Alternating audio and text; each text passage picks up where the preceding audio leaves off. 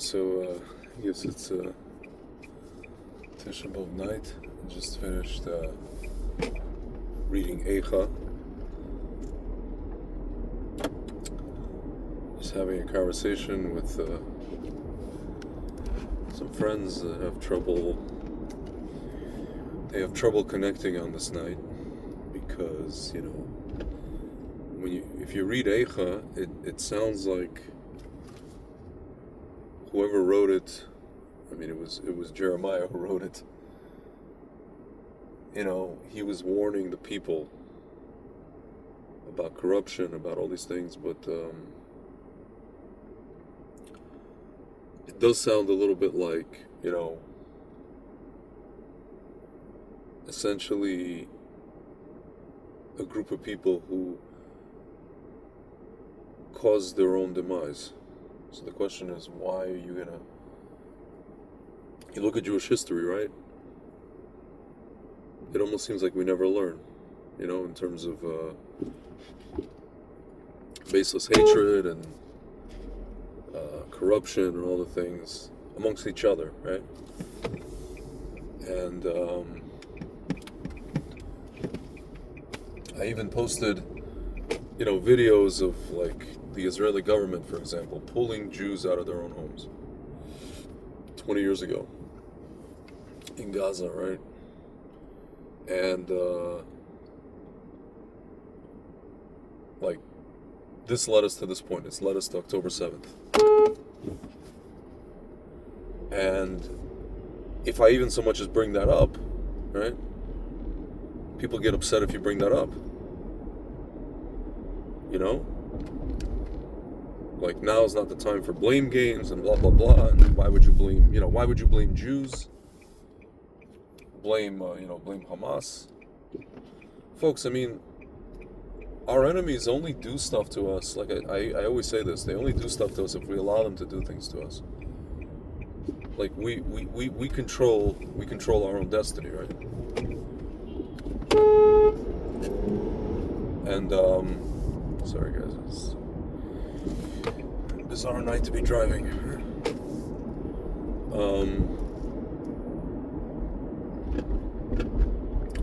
We control our own destiny, and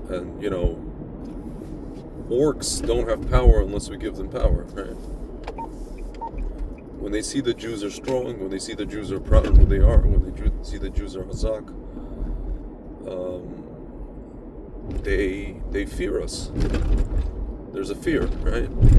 We're not going to be loved by them. They're not going to love us, but they're going to fear us. That's really, and respect us, right? They won't like us, they won't love us, they'll fear us and respect us. And when we don't understand that that's what's necessary, when we want to be liked, when we want to be, we want to kowtow to somebody in foreign governments or organizations, then that's when we run into problems, right? But yeah, folks, we did this to ourselves 20 years ago, right?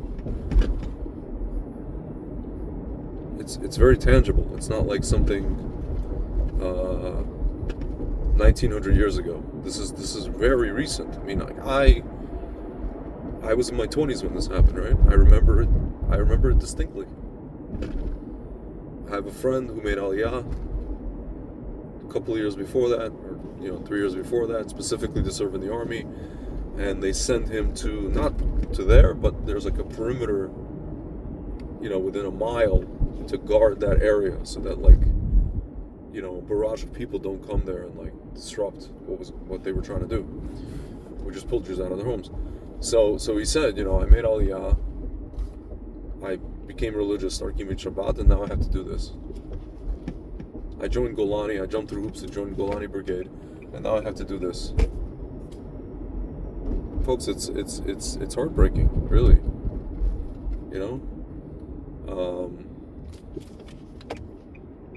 And the crazy part is, guys, I was just saying that, how do we know that it was such a calamity? That was one of the things. Is the Prime Minister, and I'll say his name, Ariel Sharon at the time,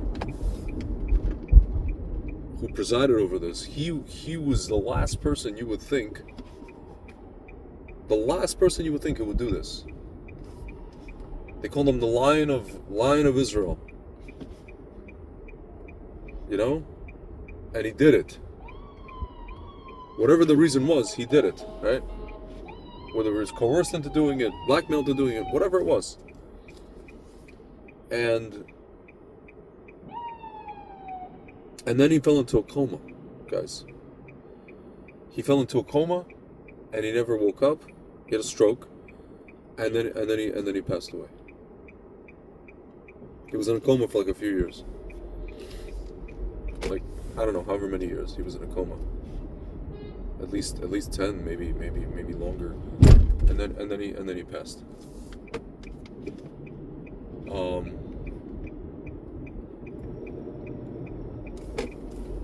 My friends, it sounds like a story out of a midrash, right? It sounds like some sort of lore, like legend. But it actually happened. Folks, I mean, you want to talk about, like, I don't know, Hashem giving somebody like some kind of a repercussion, let's say. You can't do that. You cannot pull Jews, 9,000 Jews, out of their homes, especially when you know, as a military leader, military commander, what it will lead to. You're weighing all the options, right? Keep Jews in a certain area and defend them with military, or pull them out, and then you know what's going to be. You know who the enemy is over there. You know what it's going to lead to. You know what's going to happen to the people who live on the border, right? The Jews who live on the border, right? Or within a certain range of, rockets. Folks, I mean, for 18 years, think about this. For 18 years, we had a situation where the government of Israel was complacent to use the system called Iron Dome to fend off, like, something that caused trauma to its citizens. Even if it didn't reach its target, right? Even if they can't aim, or whatever it was, right? You had an enemy that was lobbing something that cost $50 or $100 a pop, and us spending $100,000, $50,000 a pop to defend it. 1,000x. Think about that, guys. 1,000x, 1,000 times more expensive than what they're spending each time. And terrorize citizens. Whether you have 15 seconds or 30 seconds to get into a shelter, a minute, it doesn't matter, folks. This went on for 18 years. Over 18 years. And Hashem was just, at some point, Hashem was just like, you know what? I hate to do this, but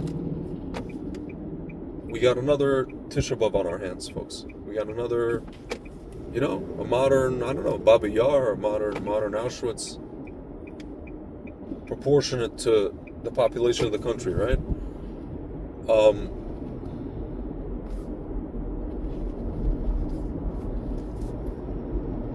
And then, my friends, after that, we've seen for the past 2 years,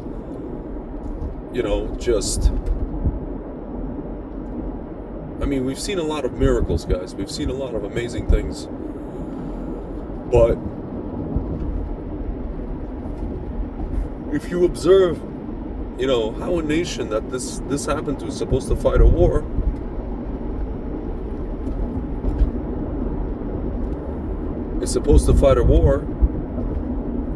like, we've done everything that you're not supposed to do. You take away Torah or religion or halacha, blah, blah, blah. Just common sense, just logic. And you say, well, Tzvi, there's a lot of things you're not considering. Maybe there's things you don't know. Maybe there's pressures. Folks, we're fighting for our lives. We're fighting for our lives. If you're a prime minister of Israel and you're in this situation and the American president calls you, or anybody's calling you to tell you, do this and don't do this, don't go here, don't go to Rafah, go here, go there, you literally take the phone off the hook. You literally, like, you block them. You know how you block, like, somebody you were friends with or you dated, and you have like you had an argument, you block them. You block them on social media, you block them on your phone, you just block them. You don't want to talk to them anymore. Block them. Folks, this is what you do. That didn't happen. There was meetings, now we have negotiations. Negotiations with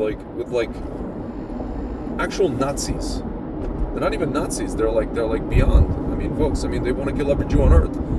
I mean, that is a Nazi, but like, they're beyond that. They're like, just today they said, one of the heads of Hamas, he said, the recognition by all these countries of a Palestinian state shows that this was a victory. It shows that Israel, it's possible to defeat Israel.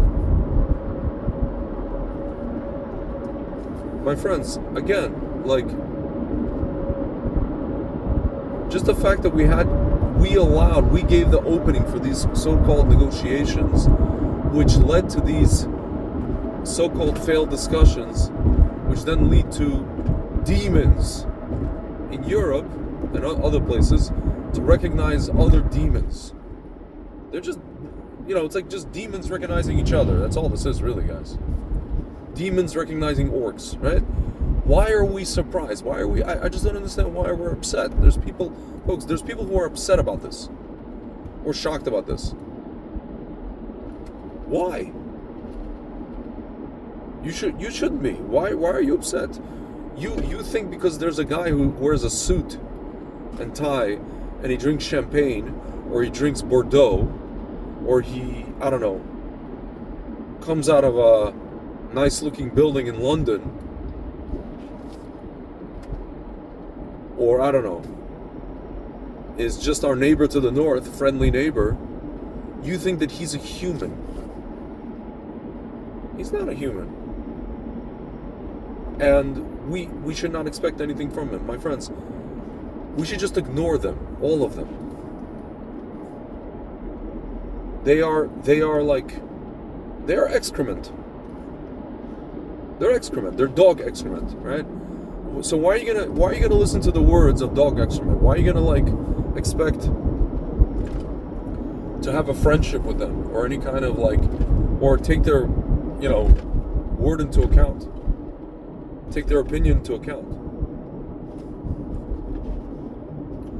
Especially if you're fighting for your life. You're fighting for your life. You're trying to get your people back, whether they're alive or dead. You're trying to get our bodies back.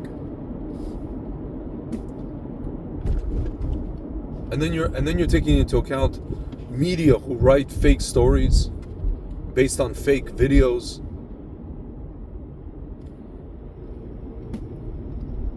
Like, what are we doing, guys? What are we doing?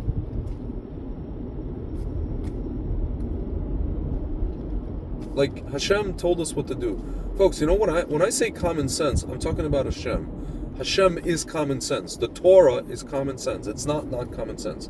Whatever we've been trying to do for the past two years, obviously longer, but for sure 2 years, is not common sense. It's been the opposite of common sense. It's like you're looking at what they're doing, and then you're just like, it's like you're sitting at the TV and you ever see that meme where DiCaprio is sitting and watching TV in the dark and he's pointing at the TV? It's like that. What do they do? What is he doing? What are they doing? The people on TV, what are they doing? Why are they doing this? And if you're wondering why they're doing this, the logical conclusion is that they're demons. Like my friend Frank likes to say. They are demons. They can't be human if they're doing this. Or they're, being ruled. I don't know, being ruled by demons, being blackmailed by demons, being coerced by demons. It's bizarre, my friends. It's very bizarre. And meanwhile, there are citizens, there are people that they rule over, they preside over them. And it's almost as if they don't care about their well-being. They don't care. They don't care about soldiers. They don't care about people. They only care how everything looks. How is this person going to react? This so-called organization, this leader going to react if I go and do this? My friends, it's just madness.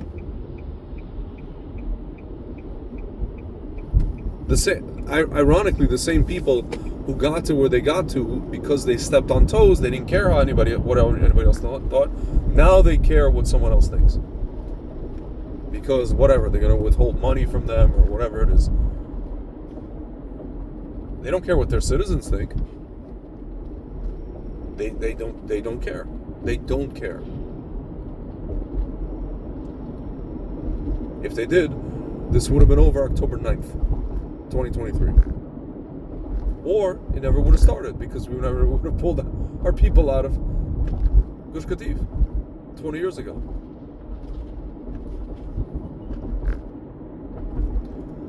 My friends, it just goes to show that, goes back to what I was saying to my friend today, that the day is very real. Yes, it's true that it's hard to connect because seemingly we haven't learned anything, and we keep making the same mistakes. But the day itself, the energy of the day is very real.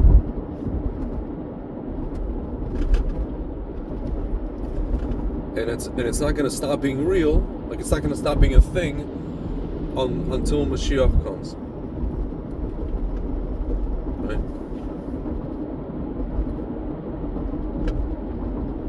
It's not going to stop being real. Things are not going to stop happening on this day, at this time of the year. Folks, I don't know if you remember, just before October 7th, what did we have? Which I was upset about. I wasn't upset about the initiative. I was upset when it was initiated. And religious people, quote unquote, religious people chose to initiate it on that day. On Tisha B'Av, they chose to initiate the judicial reform. You want to do judicial reform? Fine, do it. Just wait till Tu B'Av. Why do you have to do it on Tisha B'Av? You couldn't wait another week? And they started it on Tisha B'Av, and then you saw literal sinat chinam in Israel. We almost had a civil war. It got to a point where people, like on Yom Kippur, if you guys saw, on Yom Kippur 2023, you had like these, people coming in and disrupting a service in the middle of Tel Aviv, religious service.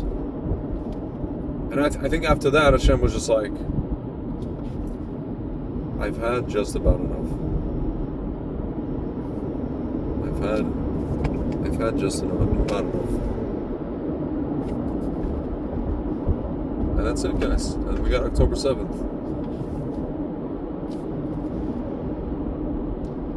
I'm not going to say what I think about what happened on October 7th. I've said it before. I've mentioned,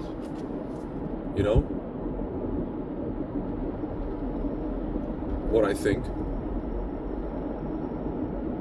How nobody showed up for 7 hours. When I say nobody, I'm talking about the army. The brunt of the army, folks, right? If we know the history of the Israeli army, how quickly they react, when there's an infiltration. Doesn't matter if it's a uniformed army or a bunch of orcs. It doesn't matter, right? 7 hours is not a thing for the IDF, right? Especially in a country that tiny. So I'm not even going to get started on that. But my friends, even that whole thing, clearly Hashem gave his haskama on that, right?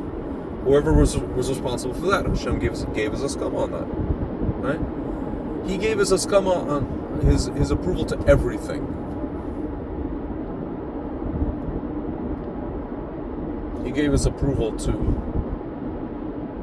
Gush Katif, and he gave his approval to October 7th, He gave his approval to, Biden, to Kamala, at the time that they were there.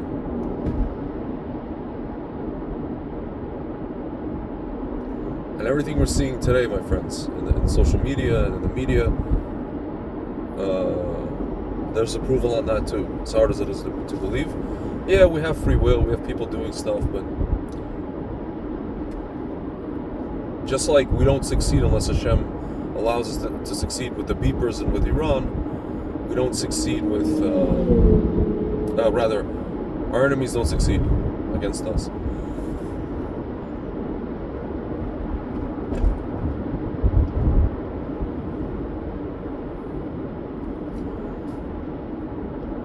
My friends, I'm going to end with, I highly recommend you go watch the documentaries. Just go search on YouTube, Gush Katif documentary, or Gaza evacuation documentary, Gaza disengagement documentary. Just go search for different documentaries. They even have journeyman pictures, which is kind of a little bit lefty. And they're filming, they interviewed Hamas guys. You can even watch that, see their perspective at the time.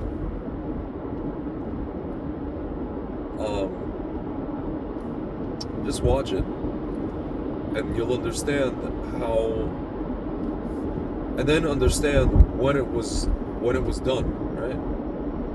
Right after all these terror attacks in Israel, 2002, 2001, 2002, 2003. A bunch of terror attacks. Done by Hamas, by the way. Done by Hamas. So we thought we were going to give Hamas a state. My friends, it's demonology. You have to literally study demonology in order to understand who did this, who gave it to them, who gave them Gaza, and then,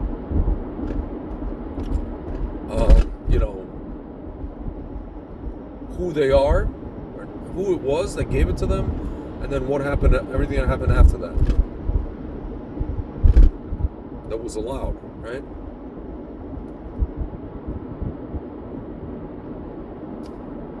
Folks, when you go through the timeline of it, you zoom out and just go through the timeline of it as I describe it, you start to realize how absolutely insane it is. I'm going to say it again. Terror attacks, horrible terror attacks, Sparrow Pizzeria, Dolphinarium, Netanya Passover attack, Maxim Restaurant, etc., etc., etc. All done by Hamas and Palestinian Islamic Jihad and all these organizations. Then the Israeli government decides to give these people basically a state in Gaza, right? They elect that entity who did those terror attacks, and then that entity throws rockets for 18 years where the Israeli government that gave them that land uses a very expensive system to deflect those rockets. And they don't always deflect the rocket. And they did this for 18 years. And then all this that I just described to you guys culminates in October 7th. Which, by the way, there was possible sabotage by our own, Again, I'm not even getting into that. Folks, and then, by the way, the prime minister who pulled people out of their homes, gets into a coma and then eventually dies.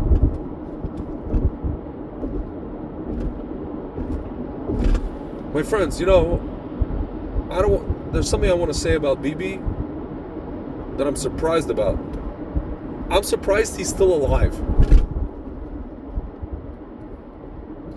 I'm surprised Hashem let him live.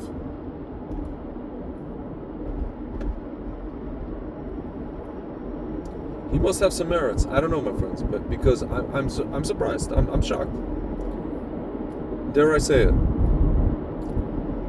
I'm surprised he allows Ehud Barak to live. I'm surprised he allows Ehud Omer to live and to get out of jail. Benny Gantz. Folks,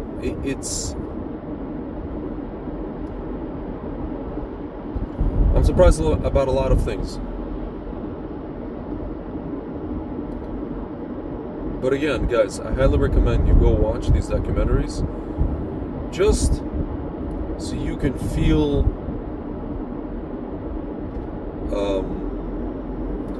just so you can feel Tisha B'Av on a raw level, I guess, if nothing else. Look at kids,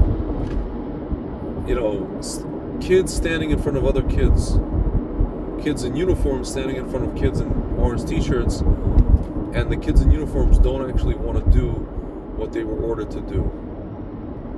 And then they end up doing it anyway. And then, some of these so-called rabbis, quote-unquote religious, were telling the religious kids to comply with the orders, right? I highly recommend,